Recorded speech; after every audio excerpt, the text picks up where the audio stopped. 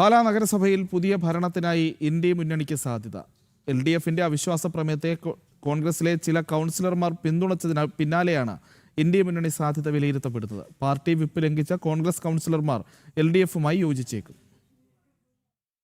LDF 12, UDF 10 എന്നിങ്ങനെയാണ് നിലവിലെ നഗരസഭാ കക്ഷിനില. കോൺഗ്രസിന് ആകെ കൗൺസിലർമാർ 6. ഇതിൽ 4 പേരാണ് പാർട്ടി വിപ്പ് ലംഘിച്ച് LDF അവിശ്വാസ പ്രമേയത്തെ പിന്തുണച്ചത്. നിലവിൽ വൈസ് ചെയർപേഴ്സണായ UDF സ്വതന്ത്ര മായ രാഹുലിനെ ചെയർപേഴ്സണാക്കാനാണ് നീക്കം നടക്കുന്നത്. LDFന്റെ 12 കൗൺസിലർമാരും കോൺഗ്രസിന്റെ 4 കൗൺസിലർമാരും പിന്തുണച്ചേക്കും. അങ്ങനെയെങ്കിൽ കോൺഗ്രസും CPMും കേരള കോൺഗ്രസ് മാണി വിഭാഗവും ചേർന്നുള്ള ഇന്ത്യ മുന്നണി പാലായിൽ സാധ്യമാകും. അതേസമയം വിപ്പ് ലംഘനത്തിൽ പാർട്ടിയിൽ നിന്നും 4 കോൺഗ്രസ് കൗൺസിലർമാരെ പുറത്താക്കിയിരുന്നു. പാർട്ടി നടപടി ഉൾക്കൊള്ളുന്നുവെന്നും കോൺഗ്രസിന് സ്വീകാര്യതയുള്ള ചെയർപേഴ്സൺ ഉണ്ടാകുമെന്നുമാണ് പുറത്താക്കപ്പെട്ട കോൺഗ്രസ് കൗൺസിലർ ടോണി തൈപ്പറമ്പിൽ പ്രതികരിച്ചത്. കോൺഗ്രസിനെ സ്നേഹിക്കുന്ന ഒരു ചെയർപേഴ്സൺ പാലായിൽ ഉണ്ടാവും. അത് ഈ സാധാരണ ജനങ്ങൾക്ക് വേണ്ടി ഇറങ്ങി ജാതി മതം നോക്കാതെ എല്ലാവരുടെയും പ്രശ്നങ്ങളിൽ ഇടപെടുന്ന ഒരു ചെയർപേഴ്സൺ, അത് ഒരു ടീമും ഉണ്ടാവും. ഈ നഗരസഭയുടെ വികസനത്തിനായി ഞങ്ങൾ മുന്നോട്ട് പോകും. കോൺഗ്രസ് കൗൺസിലർമാർക്കിടയിലെ ഭിന്നാഭിപ്രായം, വിഷയത്തിൽ പാർട്ടിക്കിടയിലെ തർക്കം, സ്വതന്ത്ര മുന്നണിക്ക് പിന്തുണ പിൻവലിക്കുന്നതിനെതിരെ DCC, KPCC നേതൃത്വങ്ങളുടെ നിലപാട്, ഇങ്ങനെ കോൺഗ്രസിനുള്ളിലും പാലാ നഗരസഭയുമായി ബന്ധപ്പെട്ട് തർക്കം രൂക്ഷമാവുകയാണ്.